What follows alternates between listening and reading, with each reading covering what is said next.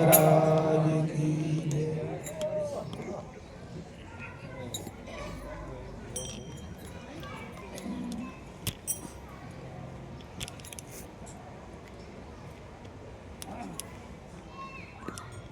દિવસ ઉગે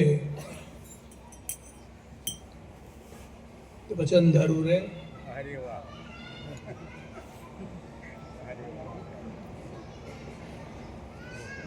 આ બે ભેગો રહી ખરો.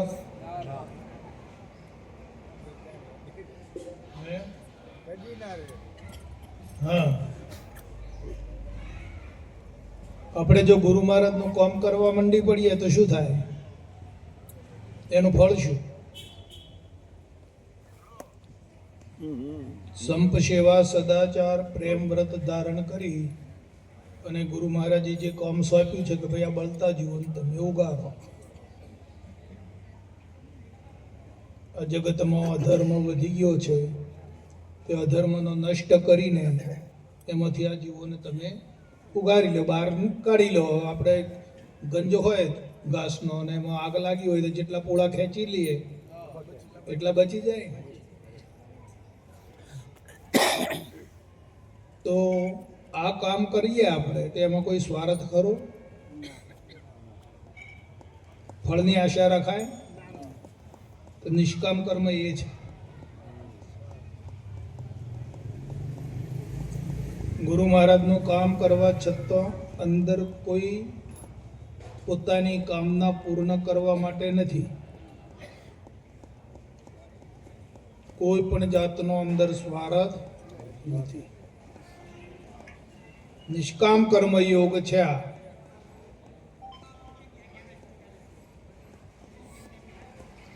સાધી શકો તો સાધો. હવે ગુરુ મહારાજે દરેકને આજ્ઞા કરી કે આ પશાભાઈને એકલી જ કરી?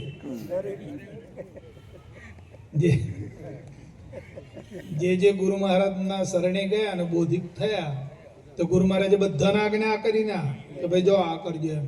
બધાને કામ એક જ સોંપ્યું ને? બધાનું કામ જુદું જુદું છે. હા, બધાનું કામ દરેકને આજ્ઞા તો મળી ને. તો જાઓ ભાઈ આ કામ કરજો. હવે ગુરુ મહારાજનું કામ કેટલું કરીએ છીએ તો આપણે જોવાનું. તો હું ગુરુ મહારાજનું કામ કરું છું કે મારું જ કરું છું?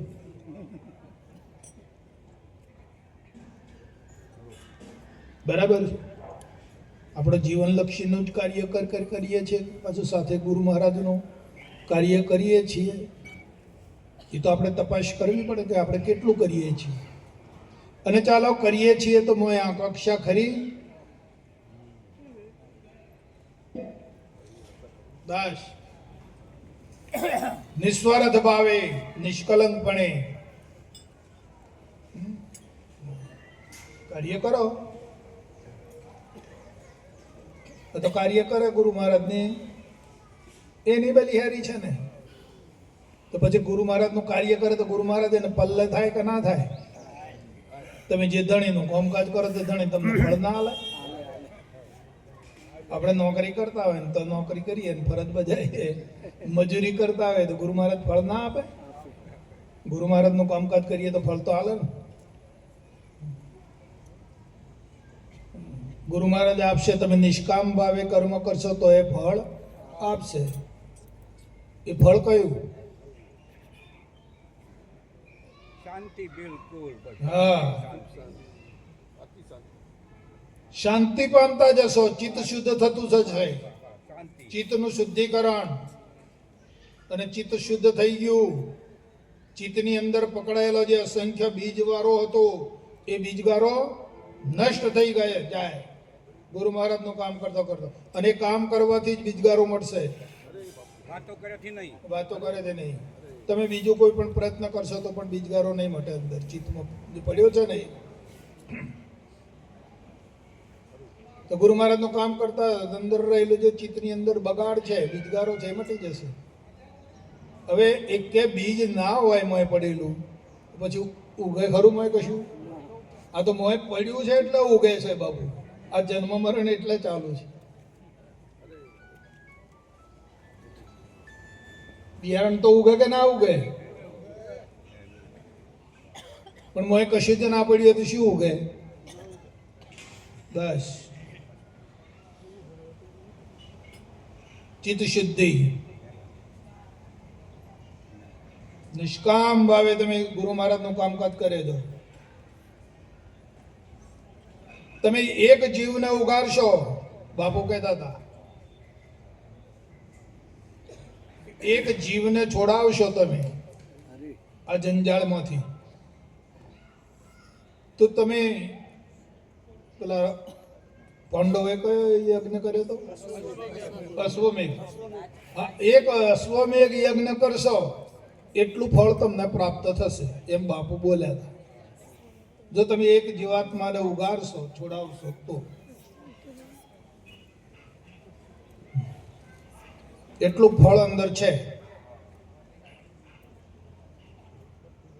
એને પકડીને એ જીવને તમે ગુરુ શરણમાં લાવો અને ગુરુનો જે સુબોધ છે એ બોધ એને ગ્રહણ કરાવો અને માયામાંથી એને મુક્ત કરાવો, છૂટો કરી નાખો, તો એક અશ્વમેઘ યજ્ઞના જેટલું ફળ મળે છે.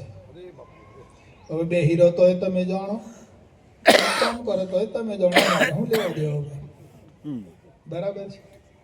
હા, કામ કરવા તો બધા આવ્યા ને, એક જ કામ કરવા આવ્યા છીએ.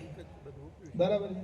આમાં આપણે કોઈની પાસે બોધમાં કોઈ ઘટ છે એવું છે કે તમને બોધ વધારે હાલ દીધો નહીં, ઓછો હાલ દીધો નહીં, એવું છે? હે? એક સરખું જ્ઞાન આપ્યું, એક સરખો બોધ આપ્યો, એક સરખી ફરજ આપી છે.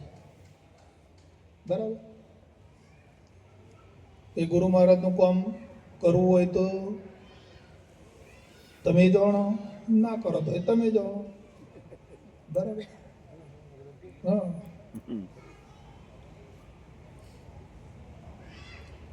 બોલો સદગુરુ મહારાજ.